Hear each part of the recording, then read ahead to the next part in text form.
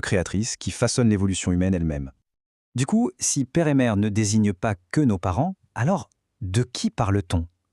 C'est là que la source amène une idée vraiment fascinante, celle des âmes pionnières, qui seraient en quelque sorte les vrais architectes de notre réalité. Dans ce sens élargi, les pères et mères, ce sont toutes les générations qui nous ont précédés. Ce sont ces pionniers qui ont, en quelque sorte, défriché le terrain de la matière. Pensez-y, ce sont eux qui ont bâti les langues, les cultures, les lois. En gros, ils ont créé le terreau sur lequel les nouvelles âmes, comme nous, peuvent ensuite pousser beaucoup plus facilement. Leur rôle est donc absolument essentiel. Ils ne font pas que donner la vie biologique, ils construisent le cadre de la vie sur Terre. Grâce à leur travail, chaque nouvelle génération n'a pas à tout réinventer depuis le début. Elle peut s'appuyer sur des fondations déjà là pour aller plus loin et plus vite dans son propre développement spirituel. Et tout ça, ce n'est pas fait au hasard. La source explique qu'il y a une loi des affinités qui agit, un peu comme un aimant spirituel. Chaque âme est attirée vers les parents et la culture qui vibre sur une fréquence similaire à la sienne, ce qui lui offre les leçons et les expériences parfaites dont elle a besoin pour grandir. Les pionniers créent donc des sortes de portails d'incarnation pour les âmes qui leur ressemblent.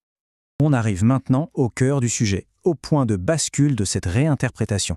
Si les pères et mères ont un rôle aussi important, quelle est la vraie nature de ce commandement? Sur qui repose la responsabilité en premier? La question est donc posée.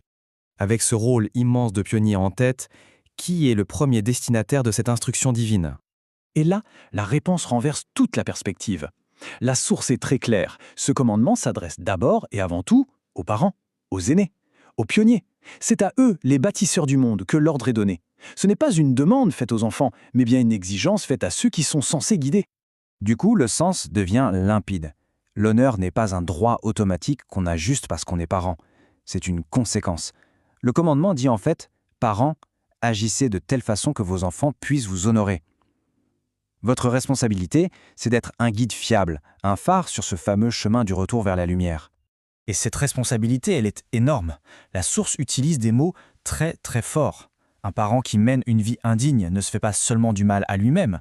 Il laisse une empreinte, une signature vivante sur un modèle de vie qui mène à l'obscurité. Il devient un faux guide qui égare ceux qui, par nature, lui faisaient confiance. Les conséquences sont donc absolument dévastatrices. Au final, le 4e commandement n'est donc pas une simple règle de bonne conduite familiale. C'est un appel profond à la responsabilité. Il nous rappelle que l'honneur ne peut pas être exigé, il doit être inspiré. Inspiré par nos actions, par la dignité de notre propre vie.